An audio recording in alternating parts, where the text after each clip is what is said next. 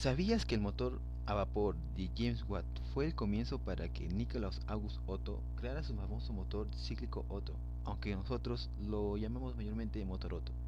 Hoy mi grupo y yo les hablaremos sobre este motor que mayormente se fabrican para el transporte. Comenzamos con su historia de este motor, pues en la antigüedad la posibilidad de obtener energía mecánica a partir de la explosión del vapor, de agua o aire caliente ya era conocida por Arquímedes, ya que él ya había utilizado dicho principio en el cañón, pero hubo que esperar hasta 1765 para que James Watt idease su motor a vapor y se obtuviera el primer motor válido para la automoción. Estos motores a vapor eran de combustión externa, de bajo rendimiento y pocos aptos para vehículos ligeros, aunque con ellos se construyeron antepasados del automóvil. Pero por eso mismo, los investigadores trataron de rápidamente de crear motores de mayor eficacia y trabajaron según un proceso ideado, y hasta el año de 1862 el físico e inventor francés Alphonse Eugène Béau de Rochas descubrió que la potencia se obtiene siempre por la expansión de un gas al aumentar la temperatura dentro de un recipiente cerrado, en forma de cilindro, y una de las dos tapas del cilindro no es fija, sino móvil, y ésta se puede deslizar a lo largo de las paredes del cilindro, siendo empujada por la presión del gas, mediante un sistema de biela-manivela, que transmite la fuerza al cigüeñal y finalmente a las ruedas. Todo esto mediante una combustión violenta de una mezcla de aire y combustible, pues esta aumenta de temperatura y volumen, incrementando así la presión en el interior del cilindro y empujando así al pistón.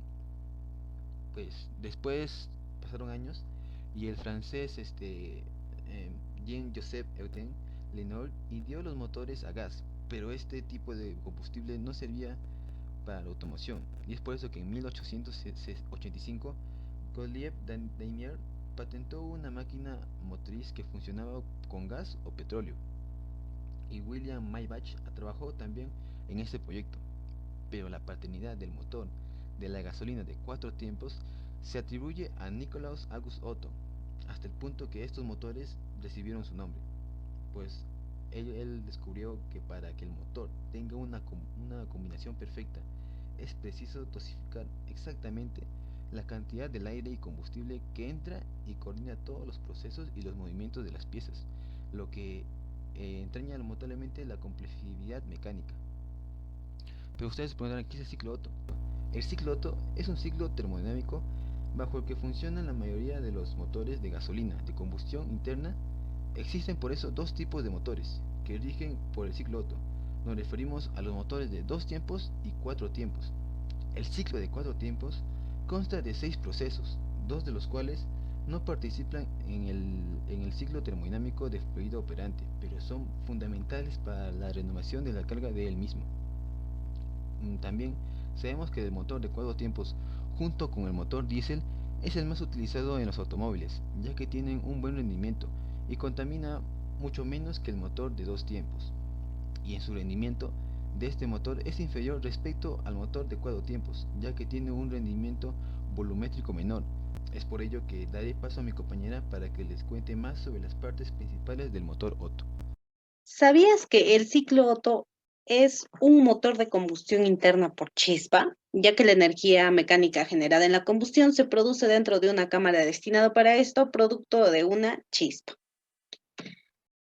En segundo lugar, tenemos que el ciclo Otto es el motor más usado actualmente, ya que tiene un mejor rendimiento, genera menos contaminación, consume menos, genera menos vibraciones y también, por lo tanto, menos desgastes.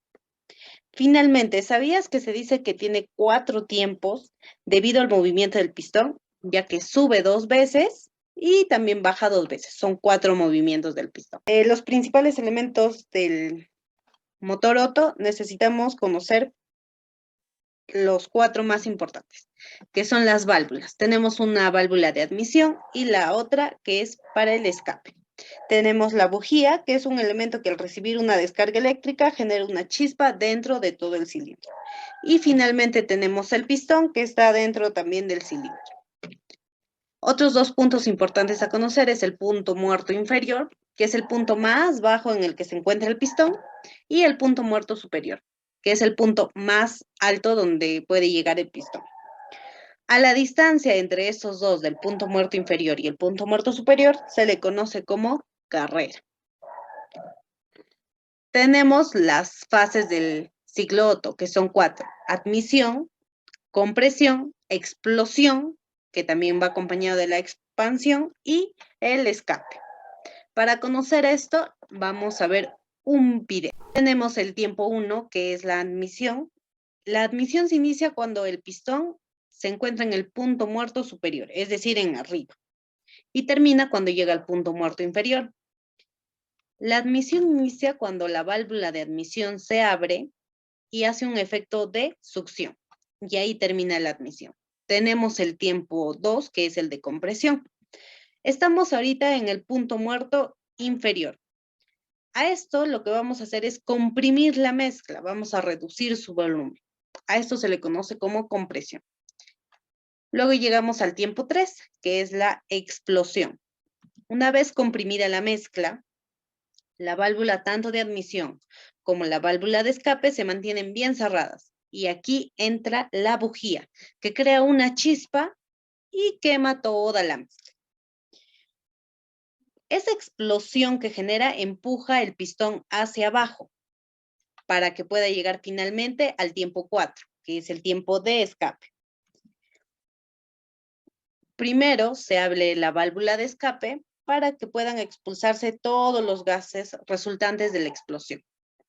Y esos son los 4 tiempos. Hay un pequeño tiempo donde se produce el cruce de válvulas.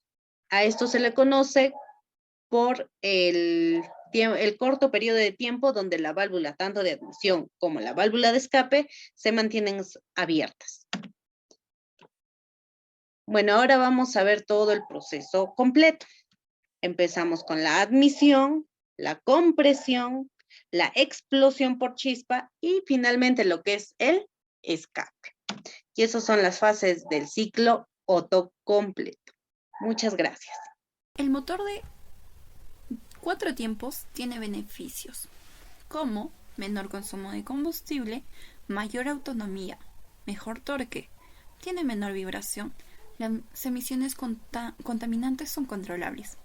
La desventaja más visible es que la reparación suele ser más costosa, porque este contiene muchos componentes. El motor de 2 tiempos es un motor de combustión interna que realiza las 4 fases del ciclo termodinámico en tan solo 2 movimientos lineales del pistón o una vuelta completa del cigüeñal, diferenciándose del motor de 4 tiempos, que éste lo realiza en 4 movimientos o 2 vueltas de cigüeñal. Consta de 2 fases: la fase de admisión y compresión. El pistón se desliza hacia arriba desde el punto muerto inferior, dejando en su recorrido abierta la lumbrera de admisión. En la parte superior, el pistón realiza la compresión y en la parte inferior se succiona la mezcla del combustible y aire a través de la lumbrera de admisión. Ahora hablemos de la fase de explosión y escape. Al llegar el pistón a su punto muerto superior, y se produce la explosión gracias a la chispa eléctrica producida por la bujía. Esta explosión produce una gran expansión de gases que empuja hacia abajo el pistón, que comunica el movimiento al cigüeñal a través de la biela. En el recorrido descendente, el pistón abre la lumbrera de escape que permite la salida de los gases de la combustión. Al mismo tiempo se abre la lumbrera de transferencia por la que vuelve a entrar mezcla de aire y combustible al cilindro, ocupando el vacío provocado por la salida de gases. Al llegar el pistón de nuevo a su punto muerto inferior, el cilindro vuelve a estar lleno de gases y por ello el ciclo vuelve a comenzar. También consta de beneficios. Como no requiere eje de levas, su construcción es más sencilla, tiene mayor potencia entre un 30 y 50%. Su ubicación suele ser variable. Más potencia con menor peso, reparación económica, pero sus principales desventajas son: es un motor sumamente contaminante, no todo el combustible es aprovechado, mayor vibración y menor rendimiento.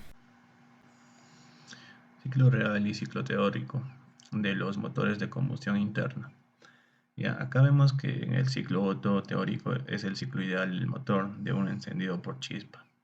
En el ciclo real, es el que se refleja las condiciones efectivas de funcionamiento de un motor. Y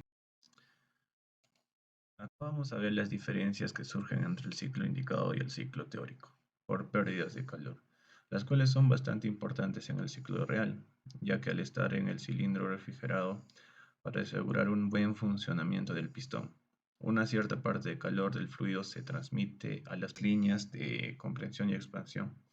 No son adiabáticas, sino politrópicas. Ya en el tiempo de apertura y cierre de válvula de admisión y escape.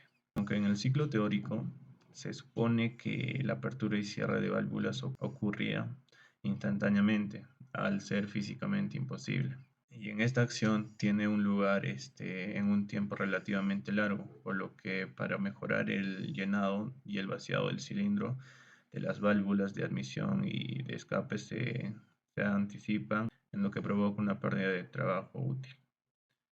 En la combustión no instantánea, aunque el ciclo teórico se supone que la combustión se realiza según una transformación isocora instantánea, en el ciclo real la combustión dura un cierto tiempo. Por ello, el encendido o la inyección tuviese un lugar justamente cuando la combustión ocurriría mientras el pistón se aleja de dicho punto. Y una pérdida por bombeo, en las cuales, aunque el ciclo teórico se supone que por tanto la admisión como el escape se realizan a presión constante, considerando que el fluido activo circula por los conductos de admisión y escape sin rozamiento, en el ciclo aparece una pérdida de carga debida a un rozamiento que causa una notable pérdida de energía. Vamos a ver las áreas de cómo trabaja. Que la área A, el trabajo perdido es por pérdidas de calor. Y en el área B, el trabajo perdido son por combustión no instantánea. Y en la C, en el área C, son trabajos perdidos por reglaje de válvula de escape.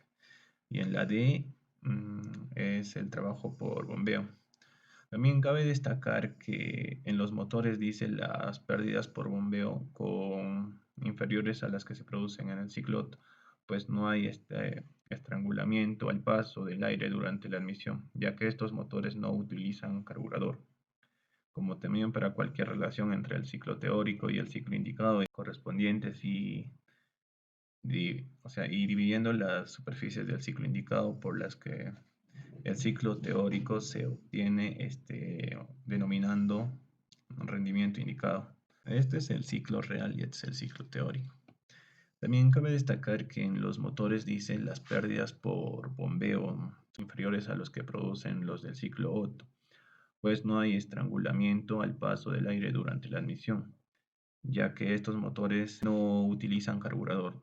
Para cuantificar la relación entre el ciclo teórico y el ciclo ideal o real, se calcula en el cociente entre superficies correspondientes y dividiendo la superficie del ciclo indicado. Se obtiene denominando rendimiento indicado. Es debido principalmente al tiempo que tarda la mezcla en quemarse y la eficiencia en el llenado y evacuado de los gases residuales, con el propósito de conseguir un mejor llenado y evacuación de los gases, y además se realiza un adelanto de encendido o la inyección para compensar el tiempo. Y el adelanto del encendido o la inyección, conocida como cotas de reglaje en la distribución, son las siguientes. Acá vemos, en el ciclo teórico, la carrera tiene una duración de 180 grados de giro. El pistón realiza 4 carreras de admisión, carrera de compresión, carrera de expansión y carrera de escape. El ciclo real encuentra el avance del encendido, que los ángulos o colas de distribución se miden en grados. Esto es el retraso del escape, esto es la apertura de admisión y esto es el cierre de admisión. Las deficiencias o fallas del motor. Podemos encontrar diversas deficiencias en el motor, ya sea por el desgaste de estos elementos u otros motivos que ésta puede tener. Por ejemplo, la bujía es el elemento de encendido de la mezcla del combustible y aire en los cilindros, lo cual se da mediante una chispa en un motor de combustión interna de encendido provocado, donde su correcto funcionamiento es crucial para el buen desarrollo del proceso de combustión y expansión del ciclo Otto. Y yo le pregunto, ¿alguna vez se ha preguntado qué falla produce al motor cuando la bujía está dañada? Si la bujía está desgastada, tiene daños causados por el preencendido, acumulación de hollín, el aislador está roto, entre otras fallas que puede tener, todos estos problemas provoca pérdida de potencia, mayor consumo de combustible y sobre todo fallos de encendido en el motor. Ahora vemos otro elemento que es el sensor de oxígeno. Esta pieza trabaja junto con el catalizador. Este sensor se encuentra ubicado en el ducto o tubo de escape. Se encarga de medir la cantidad de oxígeno existente en las emisiones de gases combustible de tu vehículo, las cuales particularmente salen por el tubo de escape y suelen ser perjudiciales para el medio ambiente. Por tanto, si el sensor de oxígeno está dañada, o sea, puede presentar decoloración verdosa o granulosa, decoloración rojiza o blanca, de café oscuro, el cable está roto, entre otros. Esto provoca que el motor disminuya la fuerza del vehículo. Cuando el sensor de oxígeno presenta problemas, puede hacer que la mezcla de aire y gasolina sea excesivamente rica o excesivamente pobre, lo que ocasiona descontrol en el rendimiento del combustible. Por último, pasamos al obturador. ¿Sabes qué es el obturador? Bueno, el obturador o cuerpo de aceleración es el encargado de mantener el mínimo del motor estable y hacer que el motor pueda acelerar a capricho del conductor. ¿Qué pasa si el obturador está sucio? Es normal que el obturador se ensucie porque el filtro de aire solo purifica un 70% aproximadamente del polvo del medio ambiente. Cuando el obturador presenta exceso de suciedad, puede presentar diversas fallas. El motor no acelera correctamente o no acelera, él pierde fuerza, el motor tiembla. Es por ello que debemos mantener limpio el obturador para que el vehículo funcione bien y no tenga un aumento de consumo de combustible. Daré a conocer algunas diferencias entre los ciclos. Comenzaré con el ciclo Otto. El ciclo Otto tiene 4 tiempos y su objetivo es hacer pasar por transformar la energía química en energía mecánica. El primer paso se denomina admisión. Aquí el pistón baja por el cilindro desde el punto muerto superior hasta el inferior, llenando así el cilindro de la mezcla de aire y gasolina. La segunda fase es la compresión. Esta consiste en el desplazamiento desde el punto muerto inferior hasta el superior, comprimiendo la mezcla. Cuando el pistón llega a la parte superior, se produce la ignición por medio de la chispa que genera la bujía. En el tercer paso tenemos la expansión, que consiste en que la fuerza generada anteriormente mueva al pistón para que vuelva a bajar a la posición inicial, generando de esta forma energía mecánica. La cuarta fase, denominada escape, pasa porque el motor expulse los gases resultantes de la combustión. Para que este movimiento se genere de forma efectiva, los mecanismos deberán estar sincronizados, sobre todo en la apertura y cierre de las válvulas. En el ciclo Atkinson, es similar en cuanto al funcionamiento si se compara con el ciclo Otto. La única diferencia que se puede encontrar en la fase de compresión es que en este tipo de motores la válvula de admisión permanece abierta durante más tiempo en el recorrido del pistón hasta el punto muerto superior. Si en el ciclo Otto las válvulas de admisión se cerraban poco tiempo después de que comenzaran con el movimiento ascendente, en este ciclo el tiempo aumenta y es continuo. En el ciclo Miller, los motores que se utilizan en el ciclo Miller son iguales a los motores que en el ciclo Atkinson, pero se les añade la sobrealimentación. En este tipo de motores, la ventaja principal y una de sus diferencias es que la mayor eficiencia, lo que se traduce en un menor consumo, pero sin embargo la reducción de la compresión en el cilindro se reduce al par de motor y a su vez a la potencia. En este tipo de ciclo, el problema de la falta de potencia se resuelve en la parte con la sobrealimentación.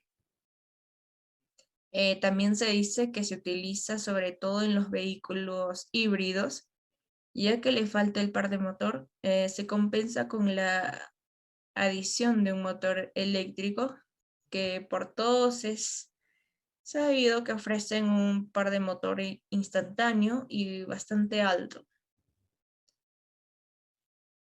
Por último tenemos al ciclo diésel.